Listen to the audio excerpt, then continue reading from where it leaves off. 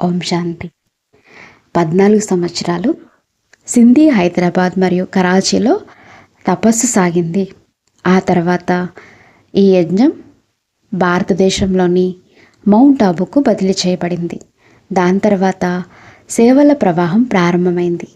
అది నిరంతరం పెరుగుతూనే పోయింది. అలా మనం ప్రపంచం మొత్తానికి చేరుకున్నాం. సత్యుగంలోకి రావడానికి యోగ్యులైన బ్రాహ్మణ ఆత్మలకు బాబా పరిచయం చాలా చక్కగా లభించింది. టీవీ ద్వారా 2 కోట్ల మంది సత్యుగానికి సంబంధించిన ప్రజలు తయారవ్వాలో ఆ ప్రజలు కూడా తయారైపోయారు. త్రేతాయుగానికి సంబంధించిన వారు మరియు త్రేతాయుగ ప్రారంభానికి సంబంధించిన వారు 135 కోట్ల మంది వరకు కూడా సందేశం అయితే వెళ్ళిపోయింది కదా. ఇక మిగిలిన సర్వ ఆత్మల వరకు వెళ్ళవలసిన సందేశం ఏదైతే ఉందో అది కేవలం భగవంతుడు ఒక్కడే అనే రూపంలోనే వెళ్తుంది. వారికి పూర్తి పరిచయం ఏమీ లభించదు. అయితే భగవంతుడు వచ్చారు మరియు ఎవరి ధర్మాల సాక్షాత్కారం వారికి జరుగుతుంది. వారి ధర్మపితల సాక్షాత్కారం లభిస్తుంది. ఈ విధంగా జరుగుతుంది. మరియు వారి ద్వారా పరమాత్ముడు వారి ఎదుట ప్రత్యక్షమవుతాడు. ఇప్పుడు బాబా మురళిలో మనకు ఎన్నోసార్లు చెప్పారు, సాకార మురళిలో చెప్పారు, సంగం యుగం సుమారు 100 సంవత్సరాలు ఉంటుంది అని. కాబట్టి ఇప్పుడు సుమారు 10 సంవత్సరాలు మాత్రమే మిగిలి ఉన్నాయి. 100 సంవత్సరాలు పూర్తి కావడానికి 10 సంవత్సరాలు ఉన్నాయి. అంటే ప్రారంభంలో ఉన్న 14-15 సంవత్సరాలు తపస్సుకు సంబంధించినవి. ఆ తర్వాత మధ్యలో ఉన్నవి సేవలకు సంబంధించినవి. ఇప్పుడు ఆఖరిగా మిగిలిన ఈ 10 సంవత్సరాలు ఇవి కూడా మళ్ళీ ప్రత్యేకంగా తీవ్రమైన తపస్సు మరియు రాజ్యస్థాపన కొరకే ఉంటాయి. ఇప్పటి వరకు మనం అంటూ వచ్చాం, మా బాబా వచ్చారు, మా బాబా వచ్చారు, హమారా బాబా ఆగయే. కానీ ఇప్పుడు మనం ప్రాక్టికల్గా చూస్తే మన బుద్ధిలో బాబా ఉన్నారు, స్మృతిలో బాబా ఉన్నారు. బాబా తోడు కూడా అనుభవం మనకి అవుతుంది. సాకారంలో వచ్చే పాత్ర ఏదైతే ఉందో ఆ పార్ట్ పూర్తయింది.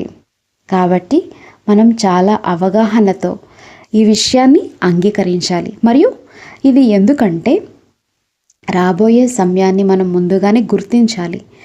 ఎందుకంటే 3వ గంట మోగింది. బాబా యొక్క 2వ రథం కూడా శివరాత్రి రోజే తమ దేహాన్ని త్యాగం చేశారు. ఇప్పుడు మనల్ని మనం సంరక్షించుకోవాల్సిన అవసరం ఎంతైనా ఉంది. ఇప్పుడు మనం సంపూర్ణంగా సకారాత్మకంగా మారి కేవలం మన ఉన్నతికి, ఆధ్యాత్మిక ఎదుగుదలకు ఏవైతే అవసరమో ఆయా కర్మల్లో, ఆయా కార్యకలాపాల్లోనే మనల్ని మనం నిమగ్నం చేసుకోవాలి. ఇప్పుడు పరీక్ష సరిగ్గా మన ముందే ఉంది. ఇందులో ఎలాంటి సందేహము లేదు. అన్ని రకాల పరిస్థితులు మన ఎదుట వచ్చి నిలబడ్డాయి. బాబా ఏవైతే చెప్పారో అంతిమ సమయం యొక్క సంకేతాలు ఏవైతే ఇచ్చారో అవన్నీ మన కళ్ళ ముందే ఉన్నాయి. ఈరోజు ప్రపంచమంతా కూడా దాదాపు లాక్డౌన్లోనే ఉంది. కొద్దిగా ఏదైనా సడలింపు లభించినా అది కూడా భయంతో కూడుకున్నది. అందుకే ఈ సమయం యొక్క గంటను, హెచ్చరికను గుర్తించి మనం ఇప్పుడు సంపూర్ణంగా మారాలి. ఇప్పుడు మనం ఎలాంటి సాకులు వెతుక్కోకూడదు. ఏ అపవాదు ఇకపై మనకు రక్షణ కవచంలా నిలబడకూడదు. ఇప్పుడు కూడా మనం సాకుల సహాయం తీసుకుంటే రేసు నుండి వెనకబడిపోతాం. ఇప్పుడు మనం వ్యర్థమైన మరియు నకారాత్మక ఆలోచనల నుండి సంపూర్ణంగా ముక్తులమై కేవలం మరియు కేవలం మన ఆత్మోన్నతికి ఏది సహాయపడుతుందో ఆ ప్రవృత్తిలోనే నిమగ్నం కావాలి. మిగిలిన ప్రవృత్తులన్నిటినీ మన జీవితం నుండి తొలగించేసేయాలి. మరియు ఇది కూడా నేను మీకు చెప్పదలుచుకున్నాను. సత్యుగం ఎలా వచ్చేస్తుందంటే అసలు మనకు తెలియని కూడా తెలియదు. అంతేకాని ఏదో ఒక ప్రత్యేకమైన సంఘటన జరుగుతుందని, అప్పుడు మనం అన్నిటినీ వదిలేస్తామని, అలా అయిపోతుందని, ఇలా అయిపోతుందని ఏమీ ఉండదు. ఇది చాలా సాధారణమైన ప్రక్రియ. రాత్రి గడిచిన తర్వాత ఉదయం ఎలా వస్తుందో మనకేమైనా తెలుస్తుందా? చాలా మెల్లమెల్లగా నిగూఢంగా ఉదయం ఎలా వచ్చేస్తుందో అలాగే సత్యుగం అనే ఉదయం కూడా వచ్చేస్తుంది. నిన్న రాత్రి మురళిలో కూడా బాబా ఏం చెప్పారు? ఇది సంధికాల సమయం, ఇప్పుడు ఉదయం రావడం ఖాయం, 100% వచ్చేస్తుంది. కాబట్టి ఏదో విచిత్రంగా జరుగుతుందని ఏమీ లేదు. కాలచక్రం అలా తిరుగుతూ తిరుగుతూ సాగిపోతుంది. అందుకే సావధాన్, హుషారుగా, ఖబర్దారుగా, జాగ్రత్తగా ఉండండి. నన్ను నేను చాలా చక్కగా దృఢంగా చేసుకోవాలి. ఇకపై నేను ఎలాంటి వ్యర్థమైన లేక నకారాత్మక విషయాల్లోకి వెళ్ళకూడదు అని బాబాని స్మరిస్తూ మన ఎదుట ఏవైతే సేవలు ఉన్నాయో వాటిని చక్కగా పూర్తి చేయాలి. అంతే, విషయం ముగిసింది. ఈ సమయాన్ని గుర్తించండి. ఎందుకంటే ఈ సమయం ఇప్పుడు మరింత క్లిష్టంగా మారుతుంది. మరియు ఈ పరీక్షలో మనం పాస్ విత్ హానర్, గౌరవపూర్వకంగా ఉత్తీర్ణత అవ్వాలి. 50% మార్కులతో పాస్ అవ్వడం కాదు, 90%కి పైగా మార్కులు సాధించాలి. జ్ఞానం, యోగం, ధారణ మరియు సేవ, ఈ 4 సబ్జెక్టులను ఒకసారి తనిఖీ చేసుకోండి. మరి ఒకసారి చెక్ చేసుకోండి, మన తయారీ ఎంతవరకు ఉందో చూసుకోండి.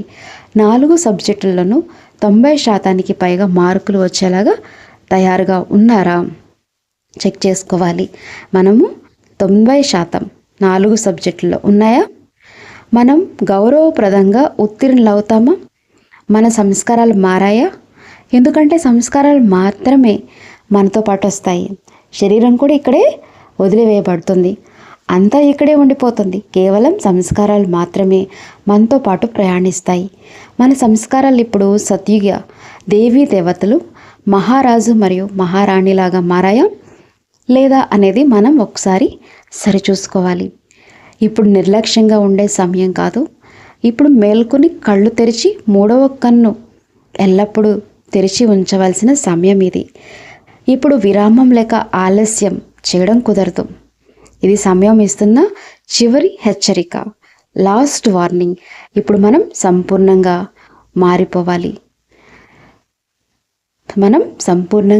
మారిపోవాలి. కాబట్టి నేను ఇదే ఆశిస్తున్నాను, ఇదే శుభకామనలు తెలియజేస్తున్నాను. సమయాన్ని గుర్తిస్తూ, సమయం యొక్క తీవ్రతను గుర్తిస్తూ, సమయం యొక్క నాజుక్తనాన్ని గుర్తిస్తూ మనల్ని మనం తీవ్ర పురుషార్థులుగా మార్చుకొని ఈ పరివర్తన మార్గంలో మన గమ్యం వైపు వేగంగా ముందుకు సాగాలి. అచ్చా, ఓం శాంతి.